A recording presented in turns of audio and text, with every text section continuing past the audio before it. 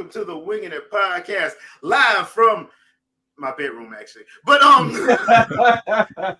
how is everybody doing this lovely day? We have a special guest with us, Clockett. How are you doing today, sir? I'm doing very well, thank you. Thanks for inviting me on. I know you've been trying to get me here for a while, and I've been ducking and diving because of reasons. All right, reasons. But I'm here now. So yeah, like I said, thank you. We are grateful to have you. You guys check out his channel. It is in the description. Link is in the description. Don't do that. There's no content on it. All right. I'm like the worst YouTuber right now in the world. I mean, I put Shadow Fox to shame in terms of uploads right now. Shadow got me beat. Content, so I do think Shadow is going to try to challenge you for that title. So that's just being said. But you do have some great content on there, so please do guys give him a shout out. Check out his channel. Link is in the description. Jack, how you doing, man? I'm good, man. You know, happy that we finally got our answer. You know, as far as the Wii U coming back, we got it. Yeah. We are, you know, we talked, we used our words, you know, we used our platform, and you know, we got it in the form of PlayStation, but you know, it is what it is. We got what we wanted. Power right there, power. And the sad thing about this whole situation is the Wii U is still trending. That's how the situation is. The for sure. thing about this entire situation is the Wii U is trending again. Yep.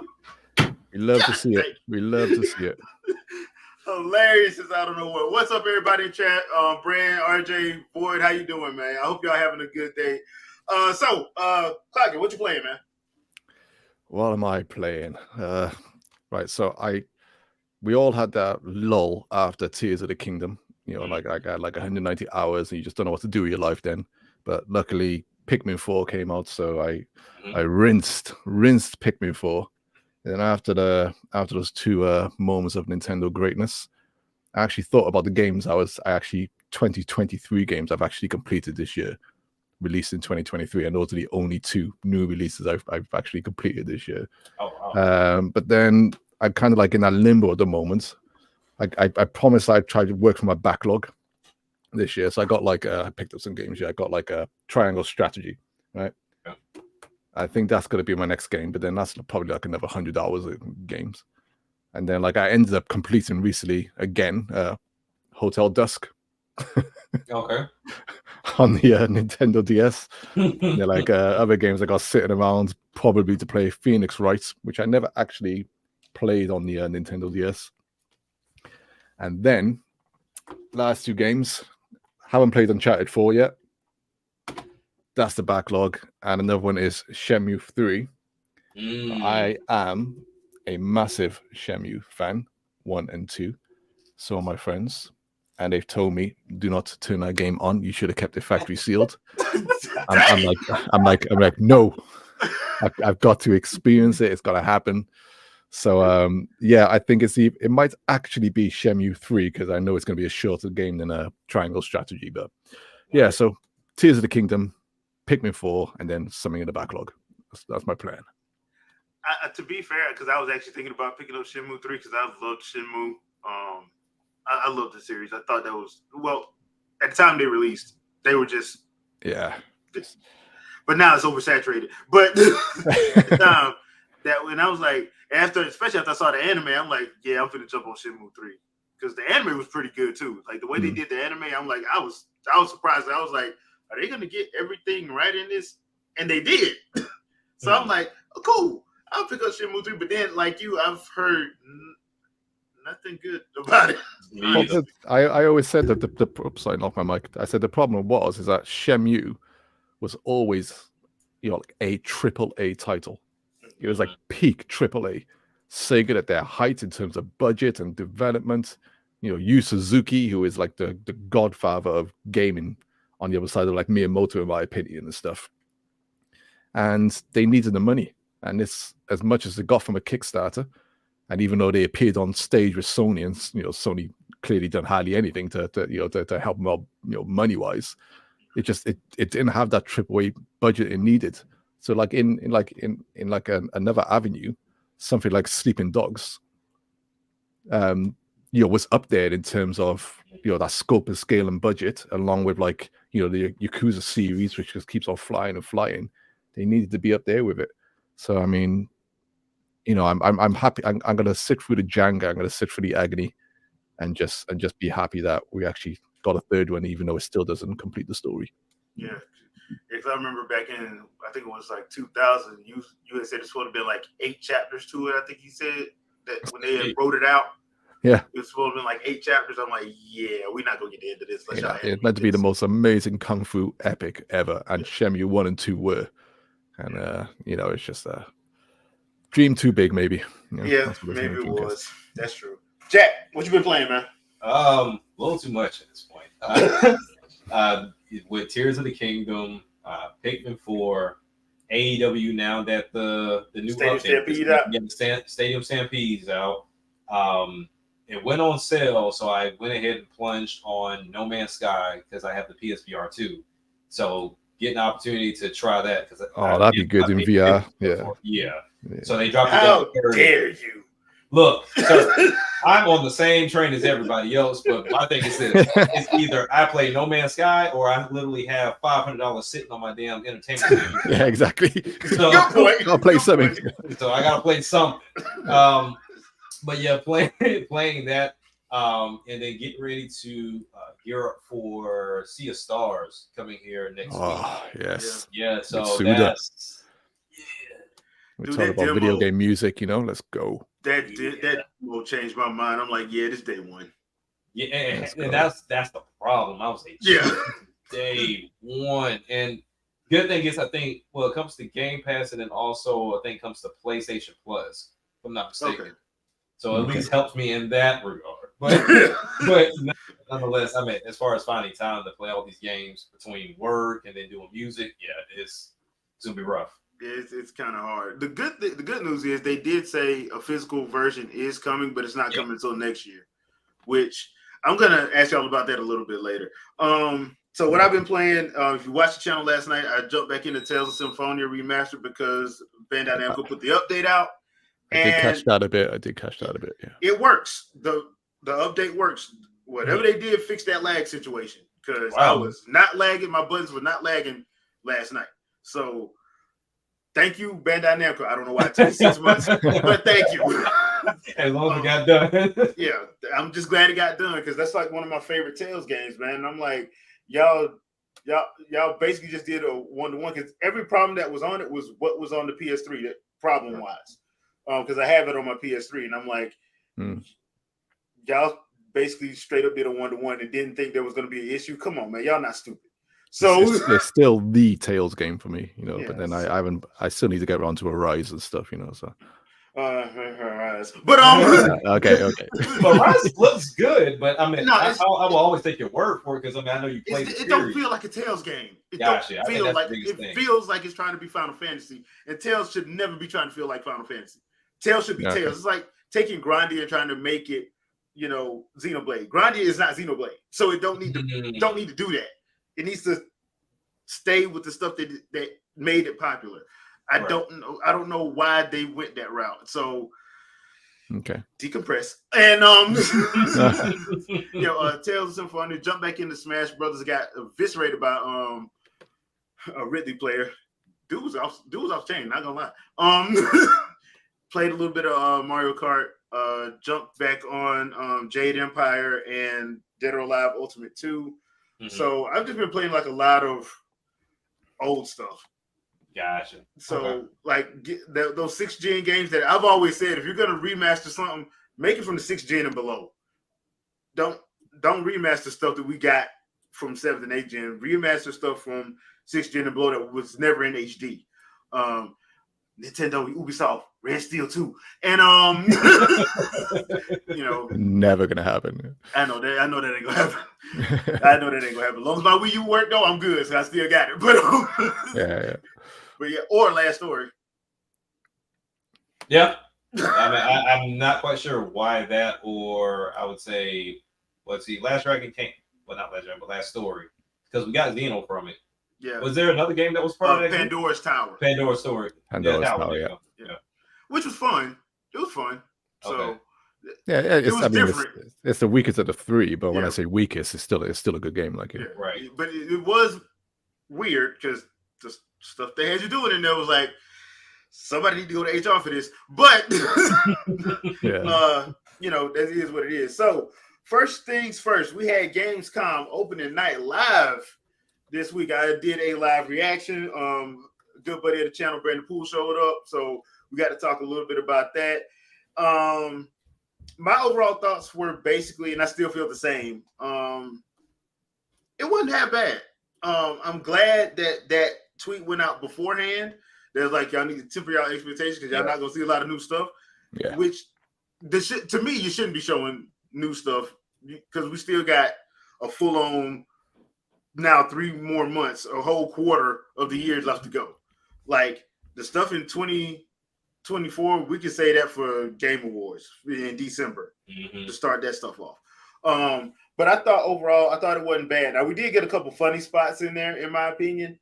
Like that game, they said it was they've been working on for years, but oddly looked like Tears of the Kingdom with a whole sky islands and a horse that could actually drift.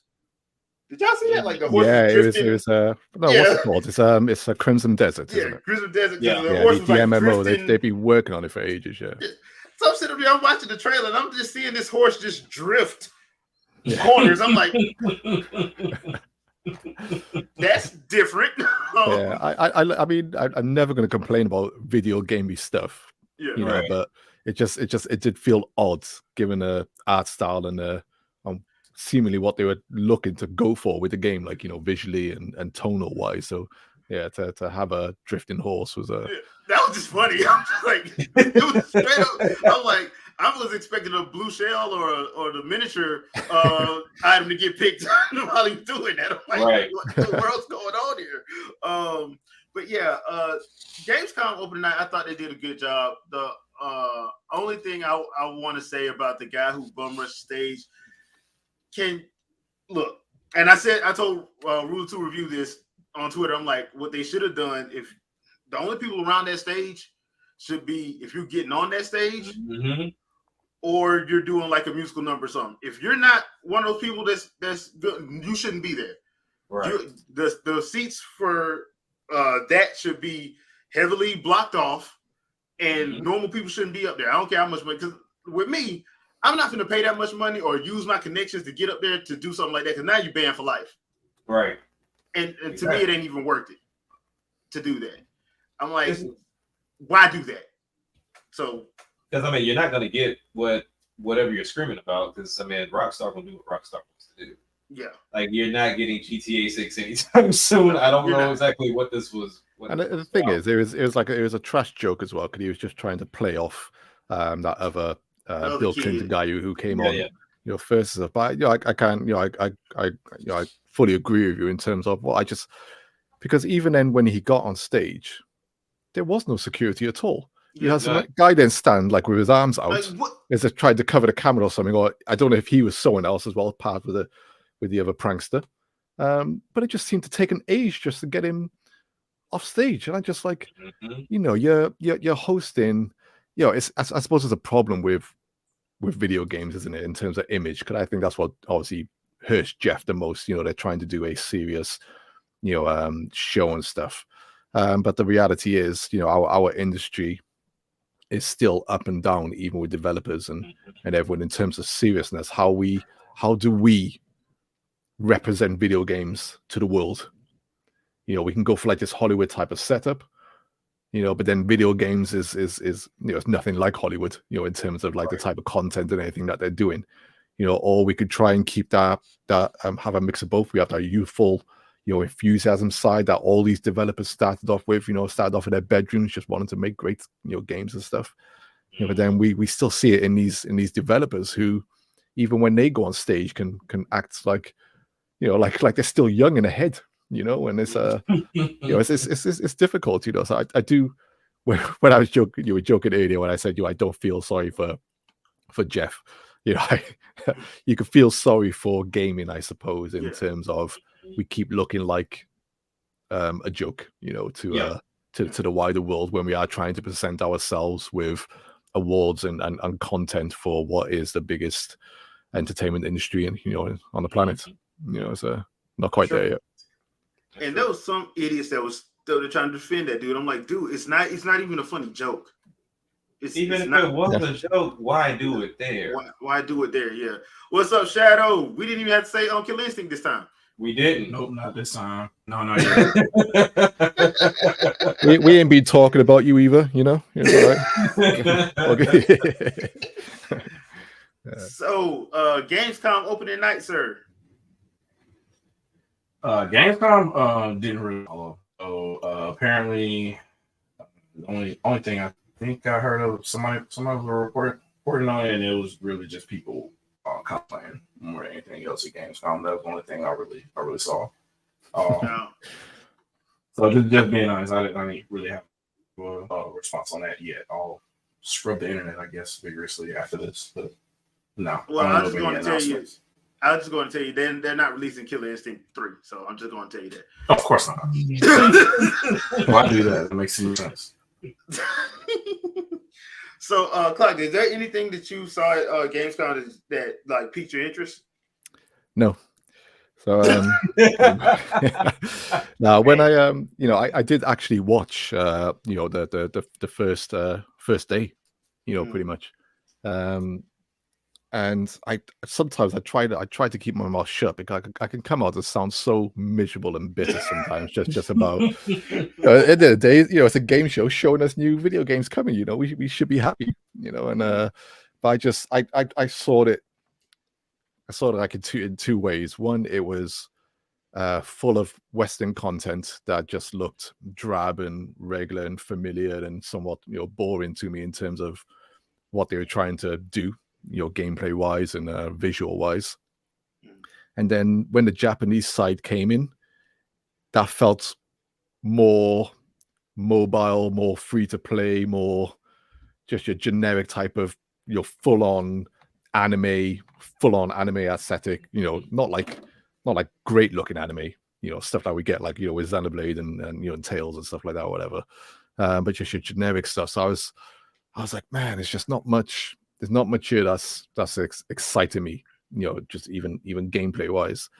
We were talking about Crimson Desert, which is another online MMO. I think it's Korean or something. I think it's Korean. I think it's Korean.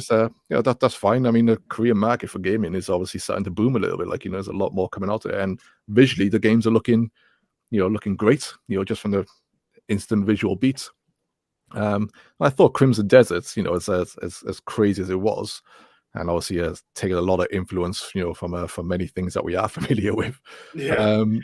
There was still something incredible to see him riding a horse, jumping off a mountain ledge, and then a horse turning into a Pegasus, and then flying off. It's video game stuff that we love and love to see and stuff. But for some reason, I was just like, okay. So maybe it was the art style, maybe it was just the fact that I was an MMO and I'm just never going to play it because I don't have the time anymore because I got 5 kids to feed, and it's just I don't know. I left it pretty underwhelmed, but ultimately I at the end of the day they showed a crap ton of content, that's coming across all platforms, for the most part, and it just is what it is, I suppose. It's I find it. It's like if we talk about Baldur's Gate, for an example, it seems like a true Western RPG and stuff. It's quite weird seeing something like Final Fantasy 16, which used to have like that Western aesthetic with Final Fantasy 4 and 5 and all all the original games and stuff, but have that Japanese element to it. It's quite weird seeing something like Crimson Desert have like a serious medieval type of tone, but then just go absolutely nuts. I was expecting the combat to be, real nice, feeling clanging of swords and stuff, but it ends up turning into something like Devil May Cry or something like, it's a bit weird. Sometimes you wonder what they're trying to go for completely, and it just ends up being a mix of ideas that don't unify in a way. And I felt like that with a lot of games from the Western side, and even a bit from the Eastern side and stuff. So yeah, those were my initial thoughts of just when I was watching the show, I was nothing really grabbed me. Nothing really Like great. I don't want to be too negative. Was there anything good collected? Anything good that was there? Can't think of anything. It really wasn't much. There was only a couple things that I did enjoy. That's one of them because that game drops in like a couple weeks, and I'm so looking forward to it. Jack, what about you? For day one, the takeaway. I mean, I'm always happy to see more Mortal Kombat. Like, I mean, I can't go wrong seeing more Mortal Kombat, and I like how they're rolling it out. You know, they're doing the character reveals every time we see it. Kind of giving you a little bit more of the story, which seems like it's going to be pretty fleshed out. Again, kind of reminding me of what you would call Mortal Kombat 9, which was still kind of one of my favorite stories whenever they first kind of did their, I don't want to call it a reboot. It was a soft reboot. It was yeah, like a soft reboot. Yeah. So always happy to see more Mortal Kombat. I'm iffy on Assassin's Creed always, because Assassin's Creed is always what it is. The one thing that that was sorry to cut you off. That was Mirage, wasn't it? Yeah, yeah. Mirage. Yeah. Set in back in like Baghdad or stuff. They Exactly. refuse to go to Japan. They're not. They'll do it at like a last ditch effort. Yeah. But one that I actually feel sorry for is kind of like Wukong. That's the one I feel bad for, because it seems like everybody this generation seems to be going that Souls route. And when you look at it, and I'm pretty sure this is going to be one of those games that you just have to play. At least that's what I'm hearing from people that actually got a chance to sample the game and demo it a little bit. But when you look at it at face value, it seems like what you played with Elder Scrolls, seems like what you play with Sekiro. I mean, it's kind of hard to differ from those groups of games. So while we saw this game years ago and we were like, oh man, this game looks amazing. You know, this had to be CGI. There's no way this game looks as great, runs as great. Now that we're actually seeing gameplay and it looks amazing, it's like you're kind of showing up to the party late. Not saying that you won't be successful. It's one of those things that I would have loved this to be like a first iteration into like, okay, we're taking a new spin. This is a new type of game that we're getting. Kind of similar to what Clockett said. Like, a lot of these games seem very samey. When you talk about your Call of Duties, if you want to get into Alan Wake, that's cool. That's, making the second entry into, gaming or whatever. But, stuff we played. I do feel bad because sorry to cut you off. I do feel bad, but like when you say like that Souls like, because it feels like it's almost been attached to every third person action game, where you're dodging or whatever, out of the way. But I mean, Sekiro plays nothing like Dark Souls. It plays nothing like Elden Ring. Anything. It's actually I completed it, not long ago. And it's in terms of like third person action, then it is more up there along the lines with Bayonetta or Devil May Cry and stuff in terms of that type of action movement around the environment, as well as heavy combos and stuff. But I am starting to hate the Souls like that you see a lot. Exactly. And then like you said with Sekiro, like you'll think it's in this genre, but until you play it, you realize that it's something that's completely different. Yeah, exactly. I think that's the thing with Wukong. Like, they have to get people interested to try it out. And I kind of, in a way, when I first played Star Wars, it seemed like it was the same way, because you'll go from area to area, fighting, and you have this real big boss or even the sub boss that pops up in the area and kind of play it that way. But I mean, they just kind of have to find a different spin to get it out of that category. Yeah, I get that. The other thing too is they have to stop saying it. Like the marketing team needs to stop saying it. Yeah, you're right. Like, they do say they need to stop saying roguelike. They need to stop saying Souls like. They stop saying it. If it's just action game, it's just an action game. Exactly. Like it's just an action game. The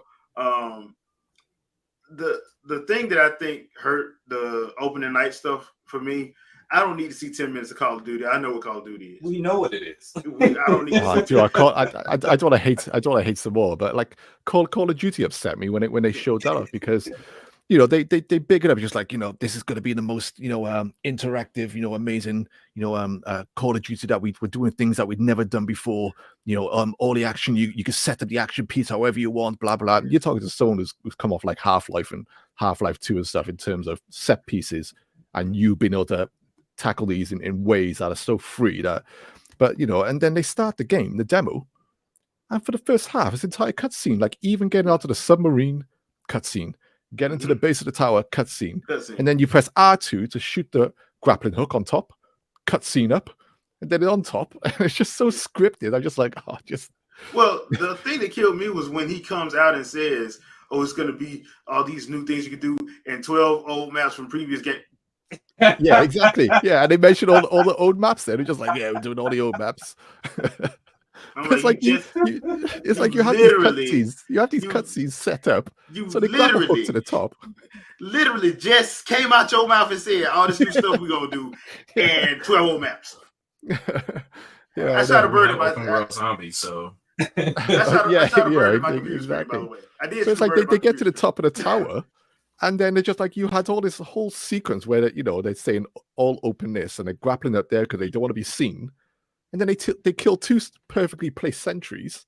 And then next thing you know, the rest of the team come paragliding in. I was just like, what was the point of being in the submarine, going up the side of this wall?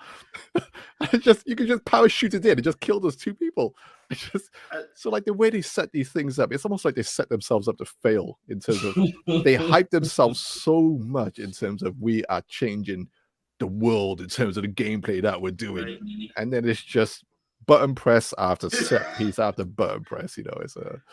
So yeah, I can help a laugh at that. Sorry, Jack, I've completely cut you. No, you're good. It was funny because like we've seen this before. Yeah. Every time they do this, they do the same damn thing. I'm like, bro, you're not making no grand statement.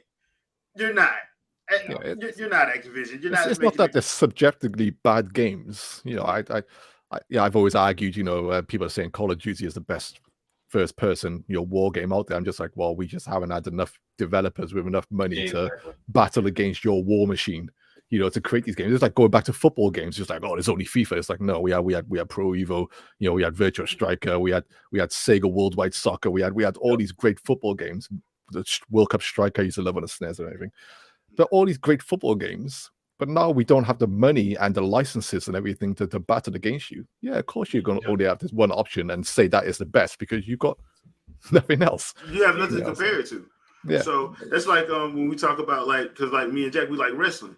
Like, for so many years, it was WWE by themselves because they had nobody else. And then that's why you either love or you hate AEW. Why? Yep. Because they had the audacity and they actually have an owner who's worth billions that can actually say, hey, I can actually stand up to you.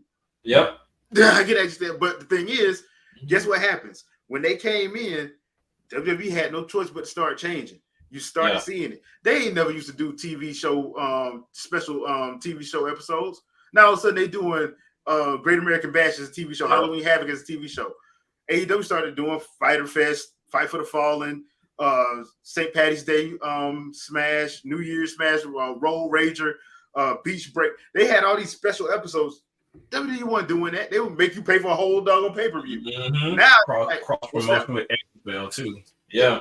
So now we have to do that too because they're doing it and it's successful for them. That's why if anybody ever comes up against Madden's gonna be in trouble. But we saw Madden be in trouble anyway because when the 2K series went out, when they 2K on the Dreamcast and everything was like when 2K when the NFL awarded that license to EA, 2K was like, okay, for 2K5 for our last entry, not only are we gonna screw y'all over, we're gonna make the big game better than y'all. We're gonna sell it for $19. Yeah. That's true. And the game was better in every way, and they made it cheaper. Yeah. What you think happened? I mean, because you look at it this year, I mean, I'm pretty sure, I don't know if Shadow picked it up, because I know you said you and your son play Madden, but the fact that they brought back drills in a worse way and then introduced it as something new, like we didn't have this back on PS2, is wild. The drills were there a long time ago, and I don't know. They take stuff out and bring it back and say, he's new. Okay, sure. Like, no, it ain't. No, it ain't. Like I never played Madden before, but okay. Yeah, so it's just strange, the whole Call of Duty situation, because they don't need that kind of advertisement. I think it's just a deal they worked out with press, so they have something to cover and they get to put ads on their site because everybody knows what Call of Duty is. And for them to pretend like, hey, we have this brand new feature, we all change too much because people want their zombies, people want their multiplayer. So you can't change up the way the game works too well because you know your game is selling like buttloads every other year. So why would you change the formula that's making that much money for you? You're only pretending to. So the press has something to talk about, and you have that little deal with them back and forth because you need that advertising. So whatever. But I probably didn't think that way. It's just, I guess, a little too advanced. But that's kind of the way it is. And the console wars in general is a whole other thing. But that's a whole other topic back then. Yeah. Well, I will say they need each other. It's a symbiotic relationship. At this point, they don't have no choice because everybody else they going their own separate way. So, but I would say the two games that actually caught my attention was, like Jack said, Mortal Kombat. And Mortal Kombat 1 looks nice. It's fresh. And I have to say Tekken 8. Harada, you did it again. You finna make me buy this game, Harada. I was surprised by that date. Yeah, well, January, Yeah. But I thought everybody was coming out at the same time, but I think that's smart for them though. That is. It's a dead month. It's a dead month. They finna rack up. Because right now, the only thing that's coming out in January is the big games is that and Prince of Persia. Them two finna rack up. They finna rack up. So people, I think it may have taken 2020 for people to figure out, but January is a month of profit. What do people get in Christmas time? Cards. Holiday bonuses. Holiday bonuses. They have their holiday leave after that if they haven't used it all up already, and they have the time and they have the income to buy and play this game. So, and you're advertising it to quote unquote young adults or whatever that have the time because they're not locked in school during the week, and they're going to know life. Yeah. So, it's a good start. That's a perfect time. I mean, because in the movie industry, same way. Like, you want to put your movie out. If you got a big movie, February and March, that's where you want to drop it at. Yeah. You don't want to drop your big movie in sometime trying to go up against damn Tom Cruise. Yeah. Kids, the parents are broke, but the kids ain't. I mean, and you're going. I mean, that's why Mario dropped in April. Yeah. So they weren't gonna go up against Mission Impossible. They weren't gonna win that. But if I drop in April, I'm here by myself the whole month to myself. I'm finna make $1 billion.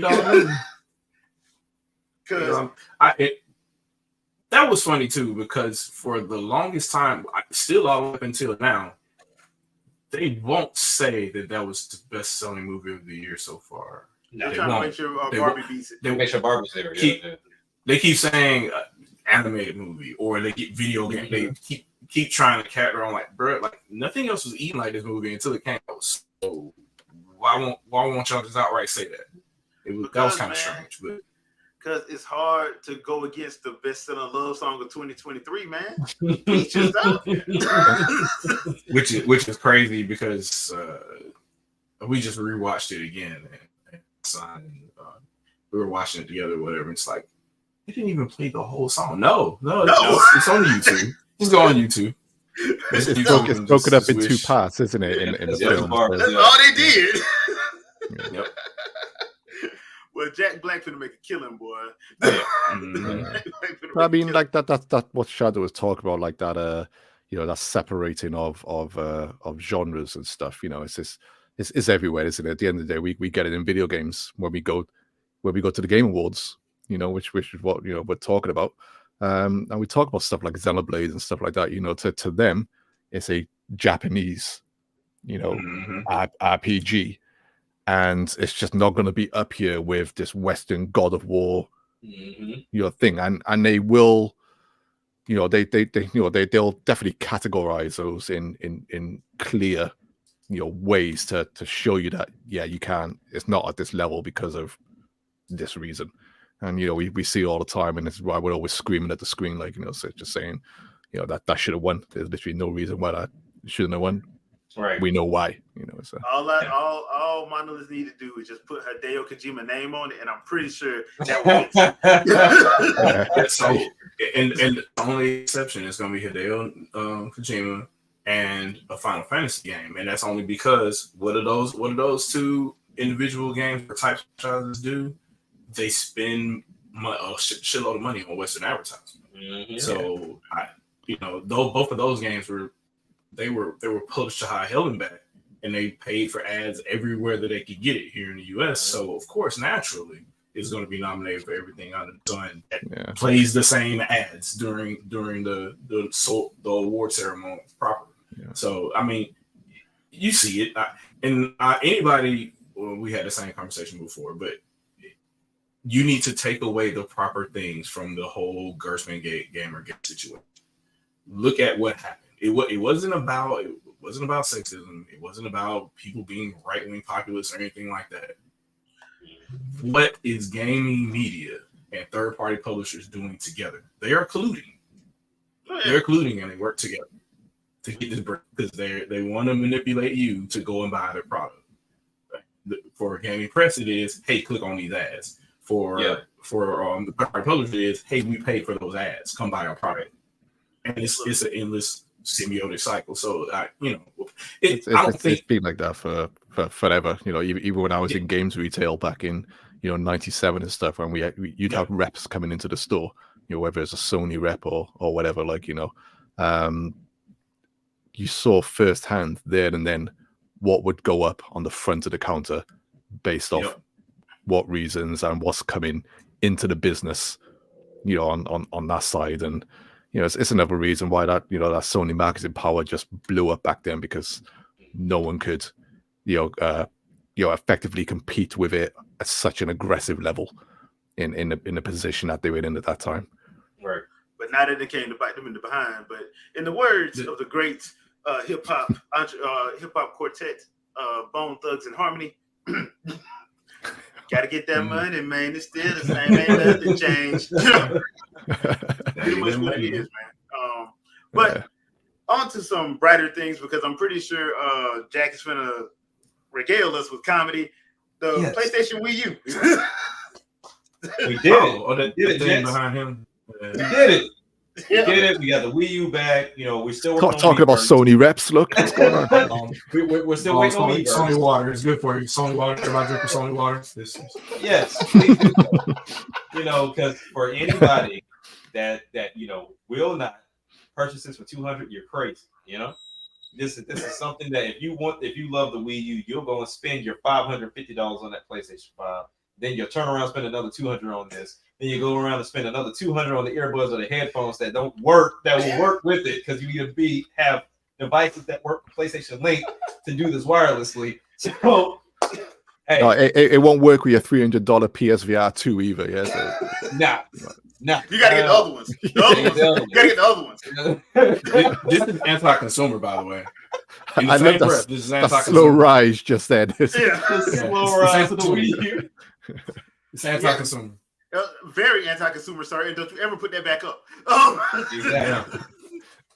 Okay, so they did their little breakdown. I'm sitting up here like this break. They do the breakdown for the PlayStation Portal. Wii U starts trending again. Yep. Here's my thing though, and people don't want to accept it, but you have to call this the PSP. You have to. You have to call this the PSP. I mean, I think that the PSP. Well, I don't know what you mean by PSP. If you just mean in terms of the marketing and stuff. But the one thing that got me when it was announced, and I thought, I'm going to read through all the fine print on this to see what they're actually saying. For sure. And then you saw the typical, with any accessory, compatible.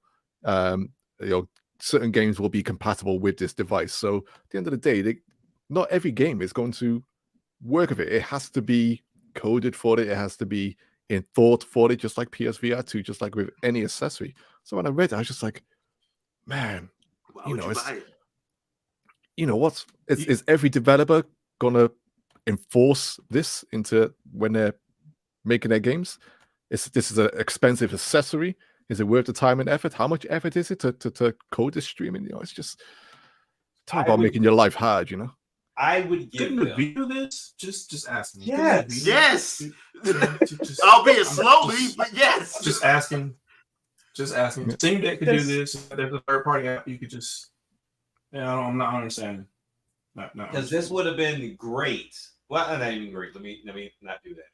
But this would be better if, let's say, for example, I have my PlayStation Portal. Yes, it wakes up on PS5, and then my kids are playing on the PlayStation 5, and I can play on the Portal as kind of like a second player. I don't think you can do that. And it's not so, asymmetric. No, they didn't say it was asymmetric. They didn't say it was asymmetric. No, it's not. And So, I think this. I think way this they're battery describing life it- is. Sorry, go on, Charlie. Yeah, I was say the way they're describing it is it's the same as just having the PlayStation app on your phone and using remote play on it. which And is that's it. wild. The limitations with that is what you have to do. Like the only difference is, now you can use DualShock functions. But most devices you can connect, and I don't know if those functions translate because I can't say I tested it. But I mean, Backbone has been pretty popular for the phones. But if your biggest selling point is me using the features that I turn off anyway, I don't know. And then the battery power seems to be similar to the DualSense. Why wouldn't you just take the doesn't- tablet and connect your DualSense controller to it? Like what? Thank you. What was stopping you? It From also, doing it also that? does a stream their cloud service games as well. Exactly. So Yeah. So, it's like and you're paying premium for that stuff as well. So the premium paying PlayStation owners yeah. can't even This is bad. play their premium streaming games on this premium device. It's just I don't get it. I really gotta don't give get it to RJ because he was gonna say what I said. Like, in Shadow, you remember this when we was with the games at large. How many times did we get clowned for supporting the Wii U? Wii U weirdos. Why y'all doing that? That thing trash. Like the battery don't last at all. I'm like, it's a phone. It's battery. heavy. Go to the Radio Shack and stick it in there, and now you got a bigger battery. It's yeah, heavy. it's heavy. It's awkward. Heavy? It's not ergonomic. it. Looks like a Fisher Price. This is toy. heavy. This is heavy. You sure? You sure? You sure this is heavy? That's heavy. You need to go to the gym. I'm sorry. I don't know but that's what people were Go to telling jail us. for having weak hands. But if you got big man hands, Yeah, but that's what people were telling. Would come in our podcast and tell us that, and we're sitting there saying like, no, dude, like, what was it? Splinter Cell. Splinter Cell was awesome on the Wii It U. was amazing. Deus Ex as well. Look, I'm going to say this right now. Both of those Legend of Zelda games, Twilight Princess and Wind Waker, I will not play them on any other way because I won't. setting that map up to the side and let me do what I need to do. Splatoon, come on, man! Like the thing worked like it was supposed to. Zero latency as well. I think Yeah. it's easy just to forget how And I'm how sitting perfect here, it was. and I'm sitting there, and I'm looking at the PlayStation Portal, and I'm like, if you're gonna cheat off their homework, at least get one or two of the guys that help me. Yeah, You have to wonder if just be fully blatant about it, and in some respects maybe even consider, because there's always been a problem with accessories, right? And people wanting to support this stuff. If it's not built in, you've already split the market, you've already split the developers, you've already split the fan base. If they wanted to charge $600 or whatever for the PlayStation 5 as a console, and this was standard from the start, you had this controller and it had a screen on it. Yeah, and you're saying it was thing. You're paying for the premium device straight off the offset. And I think $600 with that type of controller, because the screen is like LCD. Yep. So it's not even like they push like a premium high, LED, screen or anything.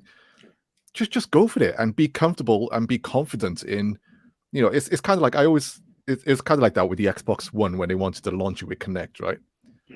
I hated the fact that the camera was always on and everything, but that camera would have been there with every single console. Yep. And if they stuck with it, if they had the guts to stick with it and say, fine, we'll get rid of the stuff where the camera's not on. Yeah, legally, all this stuff we will ensure none of this happens, nothing's being recorded, all that stuff to ease the consumer market. Yeah, you decided to turn the camera, but it's with every console, and we're gonna have voice acting, voice control, motion control for all Just Dance games, all that stuff. If they stuck with it, everyone's got it. You're not splitting in the marketplace, and you see how you go with it. And I think it would have been, a small enough success for them to, survive that console generation. Not as beat up as they did when they turned back on everything, and you have to stick with your stuff. Like, they're gonna make fun of you, but once you start putting them games out on it, people ain't gonna deny it. You saw what happened when Xenoblade Chronicles X came out. All them people that was hating, they was either quiet or they were lying. Yeah. People laughed at the Wii mote and before we even saw the nunchuck, they were like, "It's got one button. What are we going to do? You can't play any games at all. It's just not going to work." You had the nunchuck in, and then next thing you know, people are just like, "Okay, we get it now. It makes sense." It makes sense. We can't. There are some games that just have too many button prompts, so it makes it a lot more difficult. Fine, I get that. But the vast majority of stuff, at the end of the day, you're playing Call of Duty on a damn thing. Like, it's in terms of like complicated AAA games, in terms of control setups, just in general, that's kind of where we are, in terms of what we're looking at. So, and then Metroid Prime 3 Corruption dropped, and people were like, "Yes, this is the best control setup ever for a first-person shooter." But I will say this, for me, we've seen Sony and Microsoft copy Nintendo as time goes along. When they have something popular, they try to bring their own iteration out to try to catch that piece of the market. I feel like Microsoft not Microsoft so much, but at least Sony is trying to beat Nintendo to the punch for this next device. This is me like reaching, but I think this is some inkling of what we'll see with Nintendo, kind of what we've been talking about for this next Switch. Like understanding that it will still be hybrid, but then trying to go back to that Wii U formula a little bit to where we did have asymmetrical gaming. And then you got your I want to take it anywhere, device that people asked for with the Wii U because they had their complaints about not being able to go too far. But the Switch can do that now. So I feel like this is them trying to beat them to the finish line, but not knowing all the details. So, and at the end of the day, it's an accessory now, and it doesn't do asymmetric. It doesn't do a lot of stuff. It doesn't do a lot of things. It doesn't do a lot of things. So it's kind of like a waste of money. It is. It's kind of a waste of money. Also in comparison to their Pro controller, because they're the same price. So now it's like, okay, do I buy this Pro controller or do I go with this PlayStation Portal, which I'm not quite sure why I keep seeing the same layout from everybody else. Oh, well, if somebody's talking to TV, I'm gonna be honest with you. Like, I don't know too many people that run into that situation nowadays. Maybe some people still do. I don't know too many that do. We know people use like remote play. My friend used remote play with his Vita and stuff like that. People, if you got the option there, people use it. But at the end of the day, the Vita was a whole console unto itself. The remote play was just an extra thing to say, we got these two hardwares on the market. There you go. You can remote play your PS4 game or whatever. It's that's cool. That works. But then you've got this whole console. This is literally a $200 screen. Yeah. But the thing is, like, remote play doesn't work that well for me to turn around and buy an accessory. It doesn't.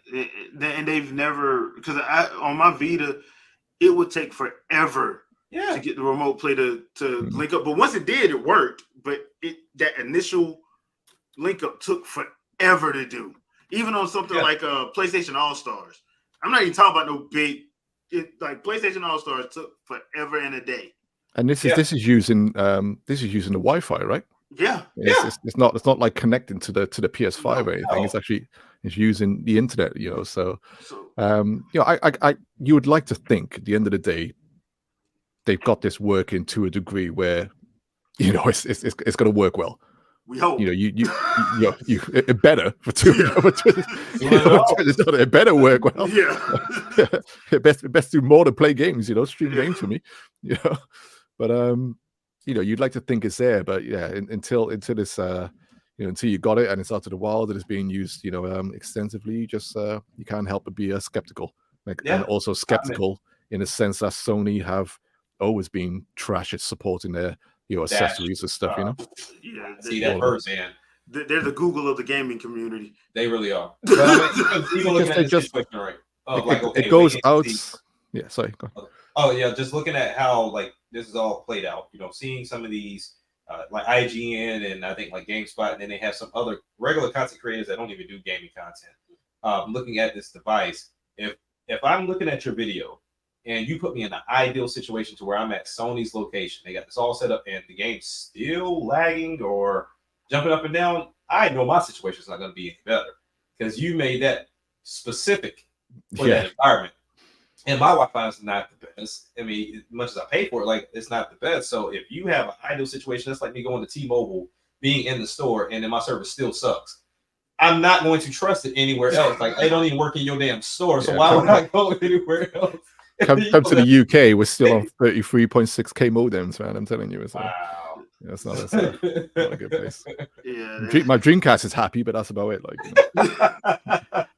Yeah, that whole situation. But like I said, I kind of feel vindicated as somebody who enjoys that Wii U is one of my favorite consoles. I'm like, yeah, all of y'all that was saying all that stuff, I'm watching y'all go jumping through hoops trying to make excuses for this. It's gonna be interesting. Y'all are jumping through hoops trying to make excuse after excuse after excuse after excuse. I'm like, it's just hilarious to watch at this point.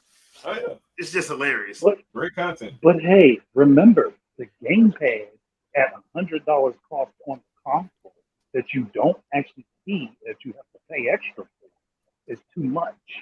But $200 for a device that streams from your console, which doesn't actually directly connect to your console, that doesn't have the extra features that the Wii U gamepad has, is acceptable.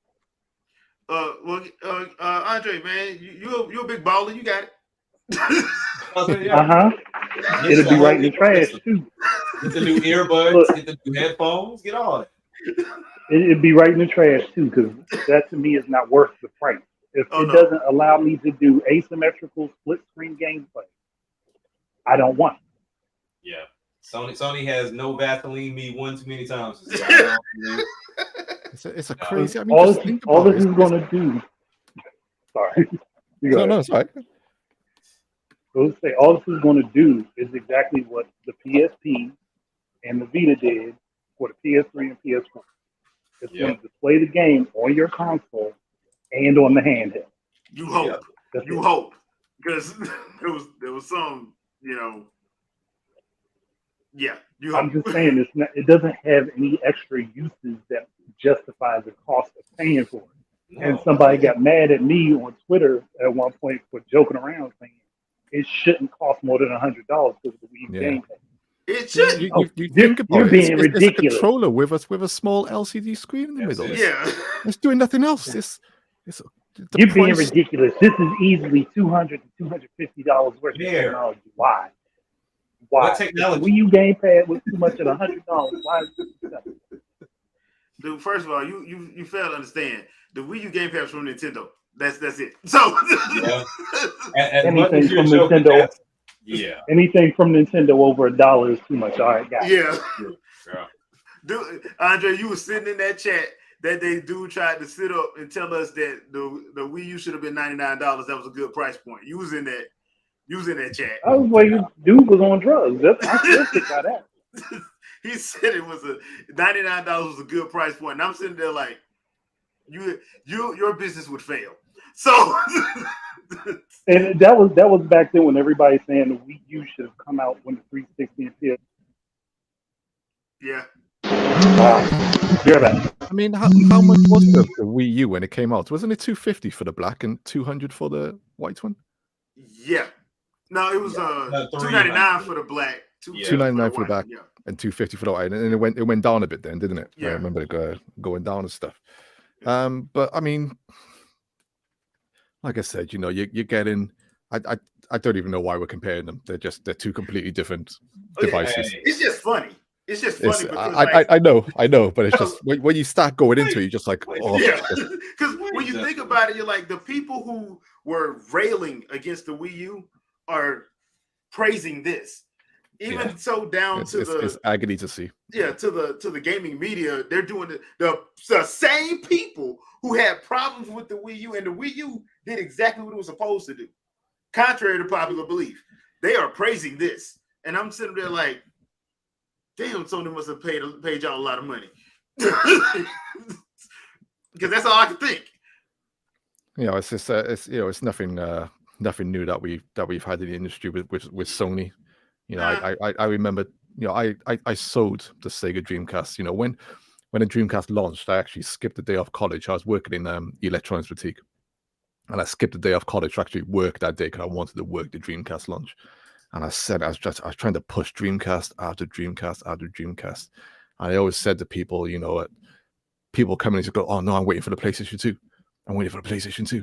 I'm like, You don't even know what games are coming to the PlayStation 2. What are you waiting for? I mean, can you look at the Dreamcast right now? I got Soul Calibur on the screen here. I got Power Stone. We're seeing the demo of Shenmue. You just what are you waiting for? It's just like, oh, I just gonna wait for it because Sony are the best. They just the PS1 has been amazing. It's just like, oh, just kill me.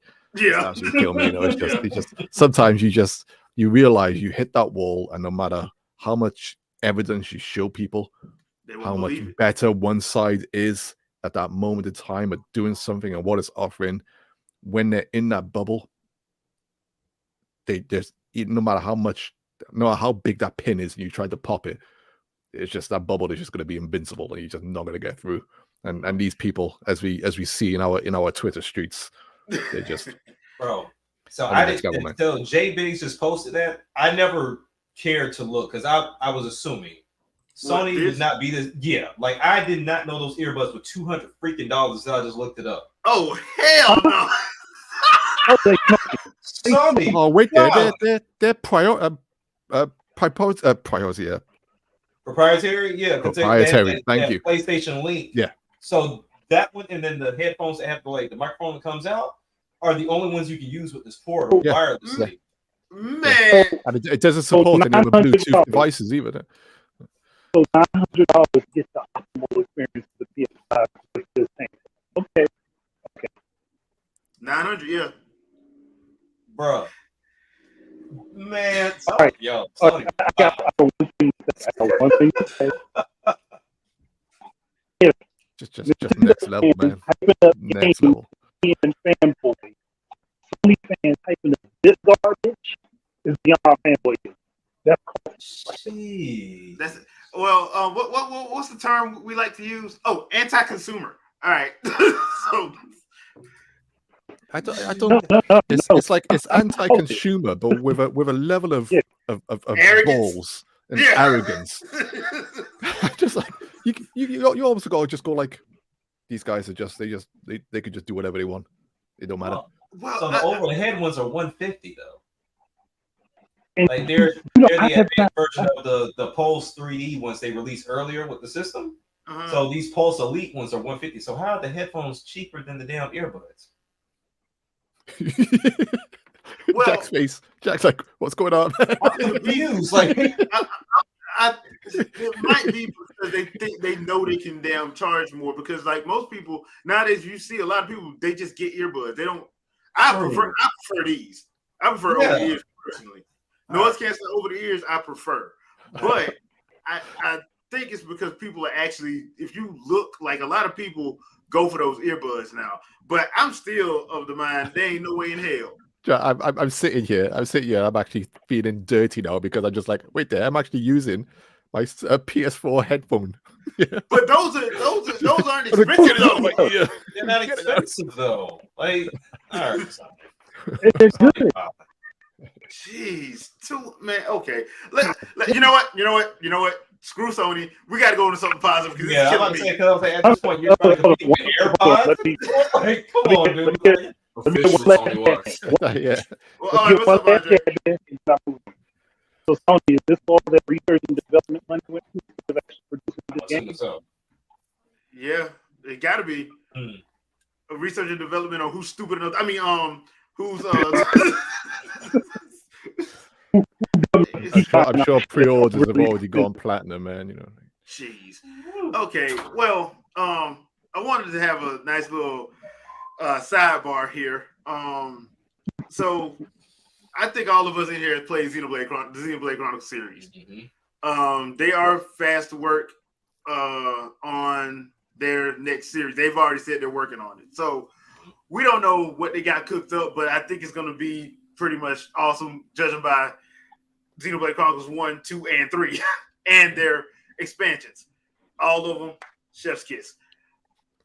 I want to ask you guys, where do you think they would go with this? Do you think they would jump back into the Xenoblade Chronicles X side of things and try to do something with that? Because they're not porting that game over, no matter what people think, because a couple of the Monolith reps came out and said it's easier to just make a new game than to try to port that over. It's going to take too much time and money to do it.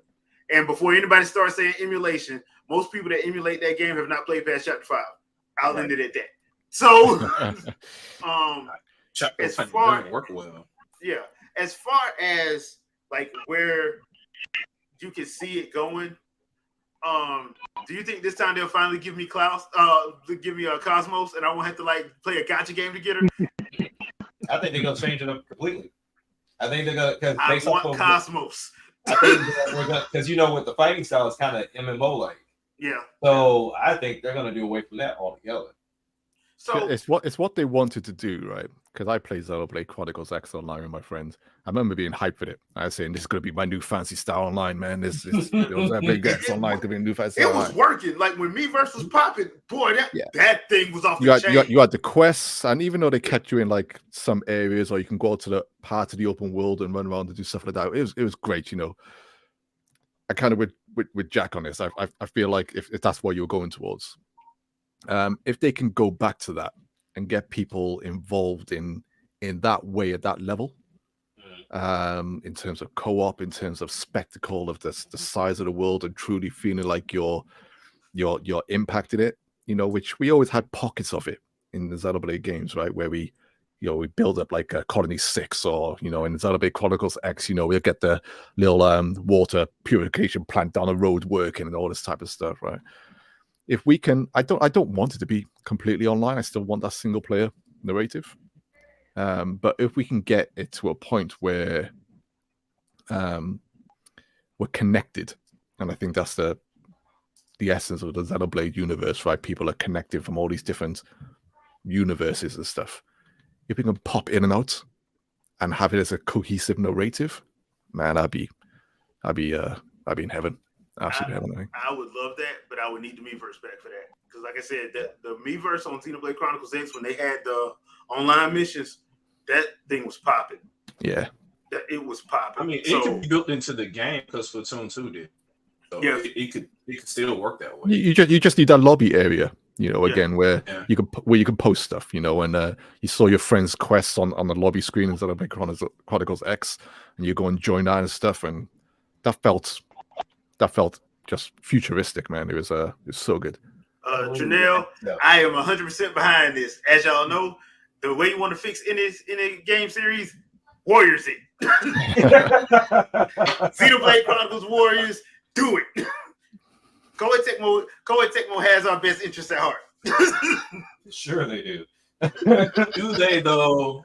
Because people just be like, I'm gonna stop playing as soon as I unlock the girls that I want. That's or even get another notch under your belt in terms of the diversity of your genres from Nintendo. Get another fighting game. Let's have a Xenoblade Caliber. In terms of that type of competitive side. We got Smash, we got something like ARMS and stuff, but let's get as a weapons fighter. Yeah, and have crossovers with Fire Emblem and stuff like that. You got the characters, you got the ideas. And you have more than enough. Yeah, because I remember me and Andre, I think the Garage team probably has one on the way. Yeah, because I remember me and Andre was talking about just doing one for Zelda. If you do one for Zelda has a character list that makes no sense when you actually think about it. Yeah, their character list, you got more than enough characters to make a fully functioning honestly, every one of Nintendo's weapon-based games has a roster like that. Andre, you still kind of cutting out. Yeah, I couldn't hear you. All right. But yeah, Xenoblade Warriors, yeah. Okay, so there was for y'all that don't know, there's a little standing joke I have where if a game is doing bad, like the only thing that can save it is Warriors. Like Halo Infinite was doing bad, Halo Warriors. That's how you save it. You don't like where Metroid is going, Metroid Warriors. Yeah. You think Mario? I mean, we've seen Koei do really well with Nintendo, right? Yeah. And you can see I think they've also themselves been enjoying taking it to the next level, which we saw with Hyrule, not Hyrule Warriors, Age of Calamity. And Age of Calamity was I played quite a few Warrior games in my time, and just story wise and everything, I think it was one of the most what can I think of the name for it? Just in terms of how the story moved along with the battles and the content and stuff, I felt that was quite new for them in terms of the cohesion. Cohesion is what I was looking for. Yeah. In terms of that narrative constantly going through to the end and having a start, a middle, and a beginning. I just thought, this is incredible. This is another side avenue that you could have. But it's not like I want that for Xenoblade right now. I still feel like we're so young with the series. Yeah, so we young. I'm So surprised if we even get another Blade though, because I mean we have a Saga, Gears, Blade. Yeah. And Saga, Gears, Blade. It's gonna probably be something else. Yeah. But I will say though, as far as the Hyrule Warriors thing is concerned, plus they gave Link nunchucks. It'd be like Maxi, is it? From SoCal? Maxi. They gave Link nunchucks in that game. He will always. That would not be fair. He would always be goated. They gave him nunchucks. So, Dark Void, you have a very good point. Ganondorf, Samurai Ganondorf, or Super Saiyan 3 Ganondorf in Mortal Kombat. That's what I'm talking about. Yeah, I agree with that. Ganon in Mortal Kombat, just not gonna happen. I'd love it, but it's that just would not be gonna hilarious though. Like if they did, I wonder what his his fatality would probably be something weird. No. If his fatality would be basically doing what the moon does in Majora's Mask, just without the moon, just dropping a meteor on you. That's kind of out of nowhere. I'd be scared to see what they would do with him. They'd probably just turn him into like Pig Ganon, big Pig Ganon, have him like eat you alive or something. Make him eat you. Screaming. Yeah. I mean, but if we put Ganondorf in there, we got to put Samus in too. Right. Well, Samus just blew up the whole damn planet. So, yeah. Is it? Well, she's got multiple ways to kill you. Does a Cyrax do that already with his suicide? Yeah, basically, yeah. But Samus, I mean, but she could also shoot you to death with her plasma cannon. Just shoot you until there's nothing there. So, yeah, I did like a special in no, it was Ridley's. Was it Ridley's special in Smash Brothers? Yeah, when you get slammed onto Samus's you get ship, slammed onto the ship, yeah, and he and then get blown up, don't you? Yeah. You got a little Sakurai sense of humor. That dude scares me. But yeah, I mean, in terms of Xenoblade, that reminds me of Future Redeemed. I haven't played yet, and as soon as you mentioned Xenoblade, I was like, I was talking about my backlog, Shenmue 3. What the hell am I doing, man? The reason why I didn't jump on Future Redeemed is like I didn't want to rush it before Tears of the Kingdom came out. I was like, I want. I might go play it. Yeah, I know, I will. And then Pikmin 4 came out. I'm just like, right, okay, I'll get there. So. Don't worry, I was in the same boat, man. I just finished Future Redeemed because I was just like, let me take a break from scaring myself in the depths and just finish this. So that's what I did, because thankfully it's not a long. Future Redeemed isn't long, but yeah, I had to. It's one of those situations. It might paint the same impression on me as that Future Connected did in terms of like the extra mechanics that they might want to bring into stuff. With the combat system. When you had the oh god, my brain sometimes when I'm live. The no pawns. Thank you. When they came into the combat system and everything like that, it was a bit of a change up, and stuff. I kind of like those little additions for these little extra things that they're trying, to incorporate into the combat system. And 3 became so dynamic as well. I was just like, man, these guys can just in terms of real time action RPG. I mean, who else is there right now? Nobody. If you go to Final Fantasy 16 and that's like Bayonetta. It's not like a turn-based. It's not like that mix. That I first felt maybe with like Panzer Dragoon Saga and Parasite Eve, where you were able to move as well as have that timed nature to build up your attacks and stuff. And they've just managed to bridge that gap so well. I can't even imagine what they will try to do next. Depending on the hardware as well. So I will say this. We were talking about this a little bit before we went live. The thing that I liked that Monolith Soft has done is with every expansion that they've done, like you said, they've changed up the gameplay so much so to the point that I was like, especially like Xenoblade Chronicles 2, one of the Golden Countries combat system is way better than XE2's is. in my opinion. I agree with you. It's way better. And I was sitting there like, can y'all do an update and move that over? I was literally like that. Yeah. I was glad I finished XC2 first before I jumped into the Torna. But I was like, dude, like this is what that should have been. And then you get to Xenoblade Chronicles 3, you get to Future Redeemed, and you're like, the little changes they made. The little changes they made, it was like, oh, this actually works. It's the same thing, it works better than in the base game. And it makes me think that, okay, whatever they're coming up with next, the reason why it was like that in XC3 is because they're probably going to translate it over.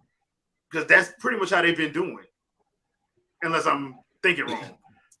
Yeah, no, because some of the things that were in Torna ended up moving over into 3. The base, to the base game. Yeah, the flow of the combat. The only thing it was, they just said, well, you know what, we'll add 7 characters now. And we'll do, we'll increase the flow of combat that way. And you've been able to drop in and out and switch weapon types on the fly and all that other kind of stuff, which is, you couldn't do that in Xenoblade Chronicles 2 at all. So that was just... And when was the last time something like that worked? That level of characters, maybe sewer coding or something like that, in terms of sewer coding was the last controlling that many characters. But then it's all real time action.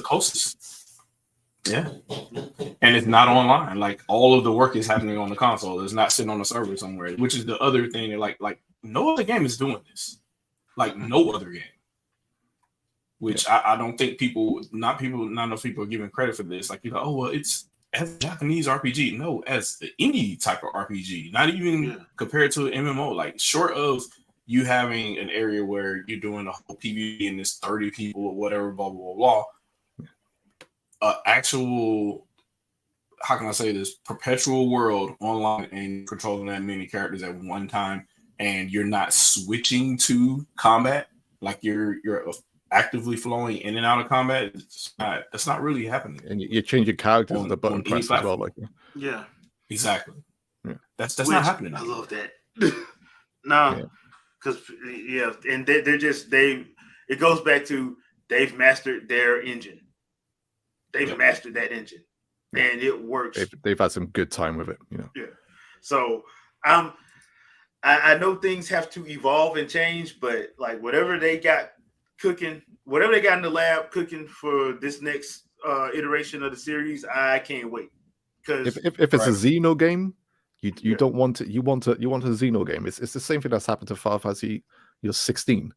Yeah. Final Fantasy 16 to me is almost like a thought process of what they've done with like Vagrant Story, where you had this single protagonist and you go for that single protagonist adventure, or like a Parasite Eve stuff. I'm all for that, but then you can branch that off into a new title, into a new game. With Final Fantasy, the reason why people miss the old Final Fantasy, because that's what Final Fantasy was. You knew what you were buying when you were buying a Final Fantasy game, and if you change that up, why even call yourself Final Fantasy? Just have a Final Fantasy as you can normally have it, still evolving, still doing different dynamics and stuff with the turn-based combat and all this type of stuff. No one's against that, but when you do radically change something, then something for a lot of people doesn't feel right. And I think I don't want that with Xenoblade. I don't want them to Final Fantasy 16 it. No, I don't think they would. Just because I think like you said, like at this point we're too used to it. Like even Xenoblade Chronicles 6 is still in the same thing. We're way too used to it at this point. And that team is still together for the most part. That Monolith Soft team is still together.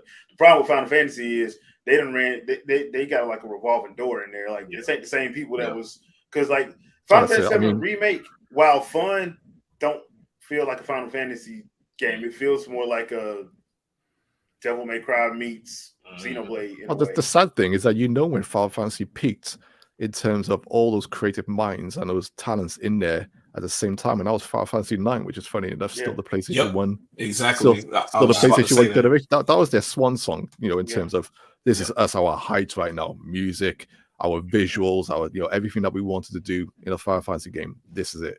And then things slowly started falling down.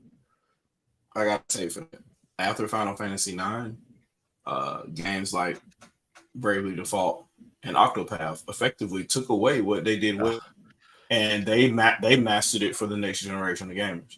And Square's got to get back. They got to find out what that magic was. It doesn't matter if it's 2D or 3D. Like the core combat and gameplay, and the reason why you play it, and why you want to get more powerful, why you want to unlock these different summons and stuff like that. They've got that. They've got it locked down. Like, it's like, funny. hey, It's in the same company. Yeah. It's crazy, isn't it? Yeah. It's crazy. Yeah. It's crazy. But other thing too is they got to stop hemorrhaging money. Like you don't need to make like it don't. And I've said this on multiple occasions. Your video game should not cost as much as Hollywood spends on a movie, Right. on a blockbuster movie. It shouldn't, because you're not going to get that return like that. You're not. I mean, which is crazy. I was gonna say that's crazy because if you ask me, for the respective generations, if you look at production quality, Xenoblade smokes those games. As far as like the way they're laid out, the action and all the other kind of stuff, and the cutscenes and whatnot, they're still laid out really well.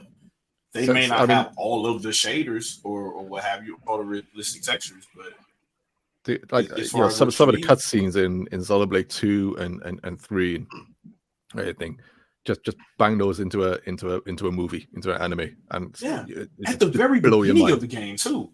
Yeah, crazy level of animation. And the Tournament of Golden Country's intro. I rest my case.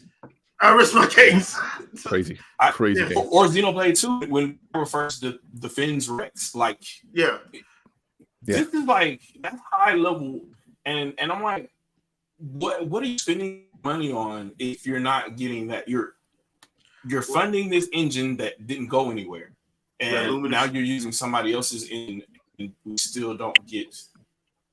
We get half of a Xenoblade game in Final Fantasy 15. Finally, like you finally perfected what 12 should have been, and I don't.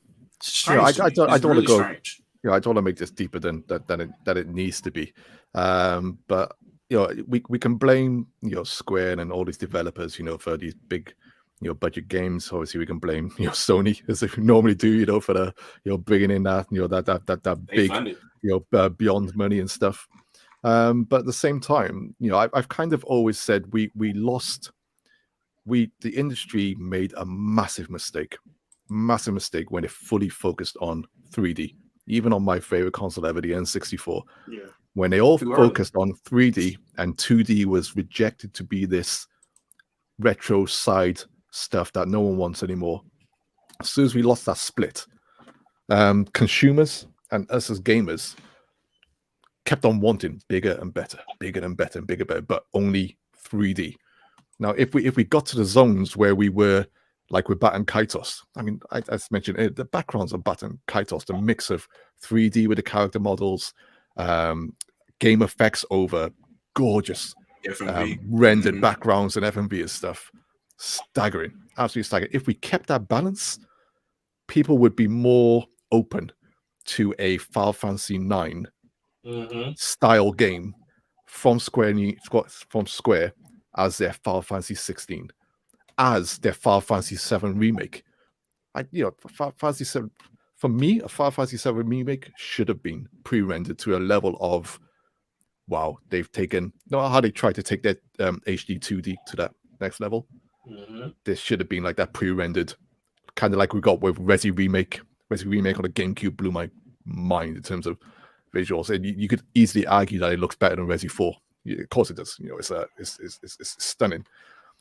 If we did not lose that split, then perhaps we'd be in a different world where we would be getting our Final Fantasy 9s in HD looking crazy, and they wouldn't be spending that level of money and under that pressure.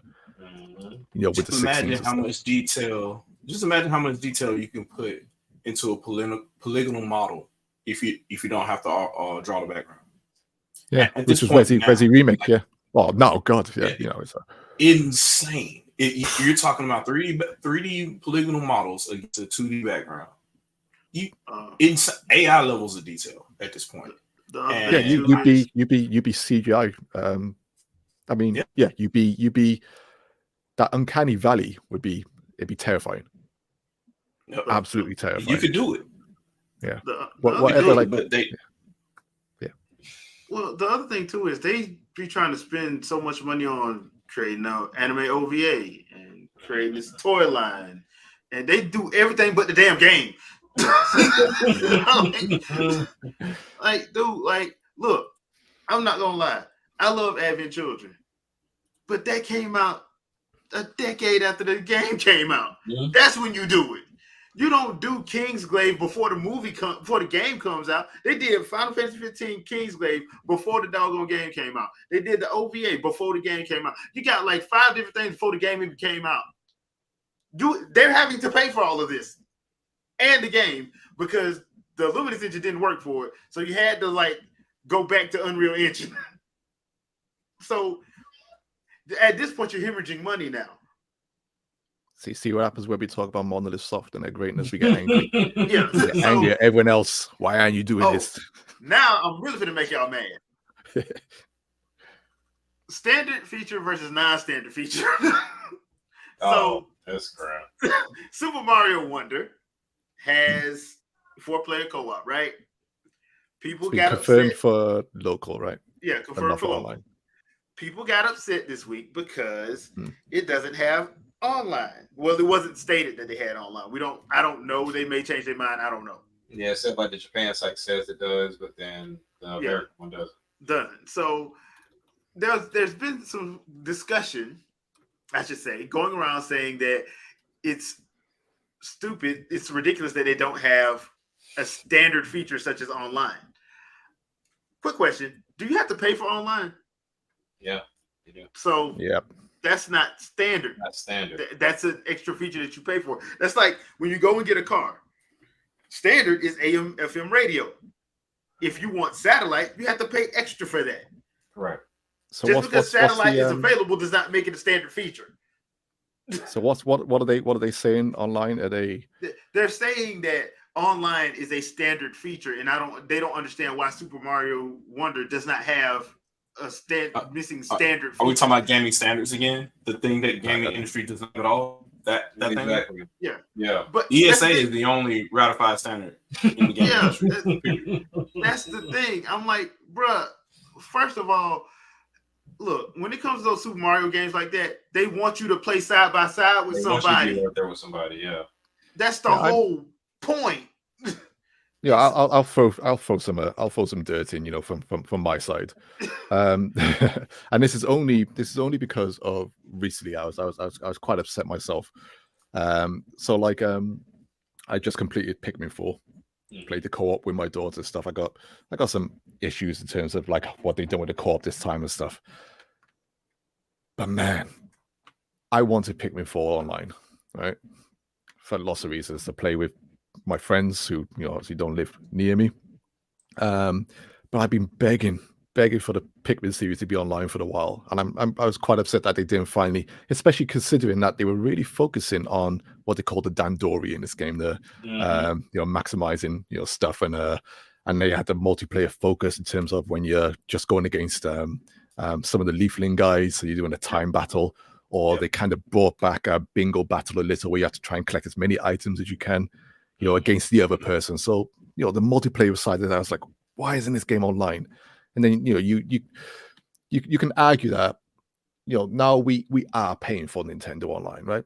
So the more games we can get online, especially the big ones and the ones that you feel mentally you're like, this makes sense with online.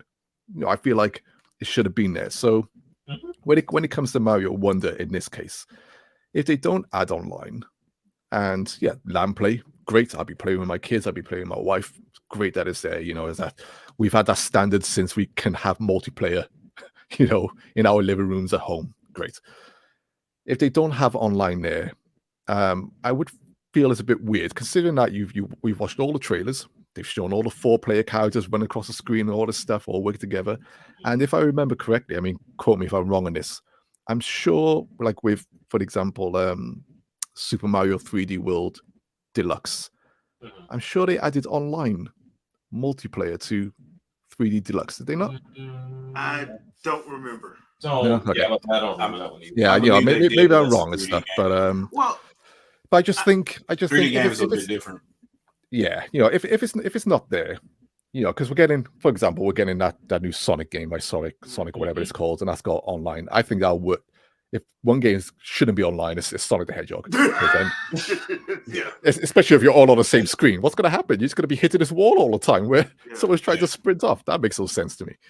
But in terms of Mario, and especially like when we played on Super Mario Bros. U, and I played that 5-player, local, one person on the gamepad, doing the platforms and stuff. That was crazy. Or play local. Same thing. It just works perfectly. So my argument would only be, it looks like they're focusing on a multiplayer side for this game, and now we're paying for Nintendo Switch Online. Those games that make sense for online, should they be online? As much as possible, and when it makes sense as possible. That'd only be my argument. I'm not quite sure what the internet is saying in terms of key thing, everything should be online no matter what it is. That's my thing. So I've got a counter argument, but we'll get to that when y'all ready. That's my thing. My thing is, no, everything doesn't need to be online, and the online thing is not a standard. It's not a standard feature. Because I'll bring up a game that makes absolutely no sense why it has online. Ninja Gaiden 3 Razor's Edge. Why does that have an online? Why? Why? Can somebody please tell me why? Yeah, I agree. It didn't need one. It's a single player game. It's a single player action game. It does not need an online. Why does it have one? But wait. Bayonetta 2 was good online.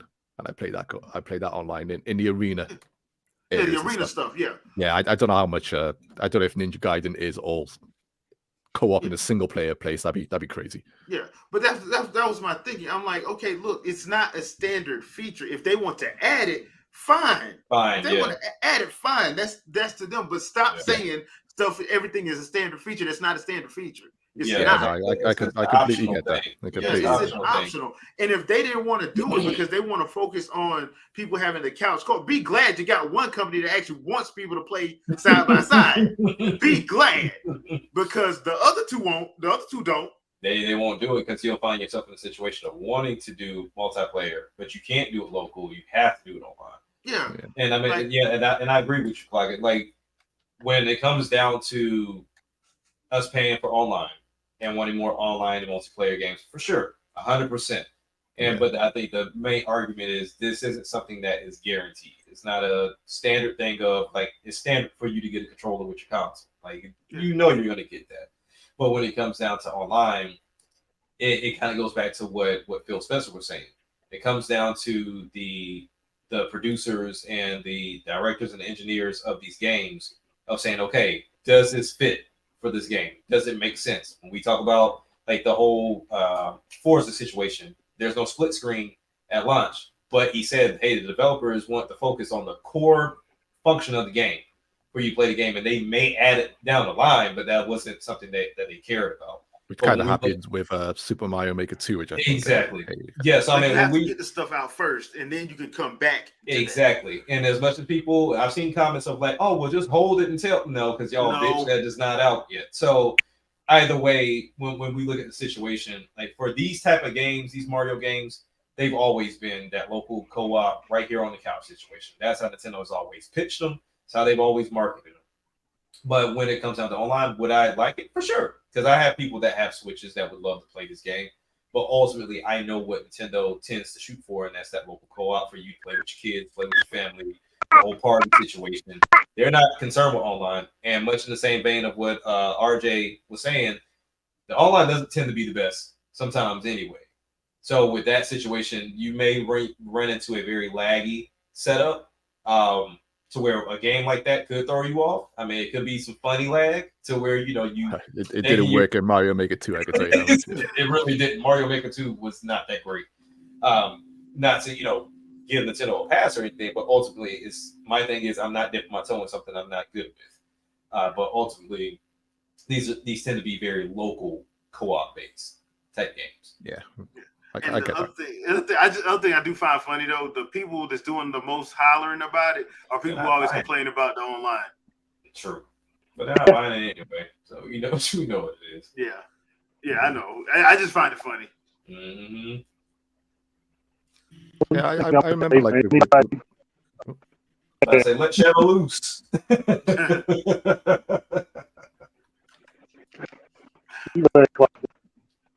Sorry, I didn't mean to cut you off then. All I was going to say, just jumping back to Pikmin 4, it was just, I love that series, so much, so much. And when they did start bringing in like the additional characters and you're working co-op wise and stuff, Pikmin 3, if that was like 3 players, online, one could controlling each of those characters, like, right, you go and take care of that wall over there with your yellow Pikmin. I'll go over there with the red ones, and you go in the blue ones, get the water over there, and you're all work together. You think of this stuff, it's just like, oh, come on, it just makes so much sense, and you beg for it, and you can see them playing with the ideas. You can see them there, just on that verge, just like, come on, if you're gonna tip over now, we're on the 4th game, the 2nd one in HD. It's on your 3rd console that's been online. Try it. Yeah. We're paying for it now. We're already subscribed. Yeah. Hey, we're paying you. Let's go and then see if it kicks off and see if anything else then branches out from that, because that can happen a lot with Nintendo, especially when they are experimenting with their games. It happened with Mario Kart with F-Zero. They wanted to play at F-Zero. In the end, it turns into Super Mario Kart, and it's when you're trying these things, sometimes it can come out and you can get some great results. And I beg for a lot of games, of Nintendo games, to be online, and we do get a lot more now than that we do. We're pretty much almost there in terms of those online games that we need. We got the Smash hits, we got the Mario Kart, and stuff. And I remember when they were talking about. So if I waffle on forever, tell me to shut up, because sometimes I just go on. It's like, remember, I think like during the Breath of the Wild development, I think one of the 3 core things was to rethink Zelda conventions, and one of them was, I'm sure one of them was like co-op or something like that, or multiplayer. I remember that, because it was because people found out about the Twilight Princess thing.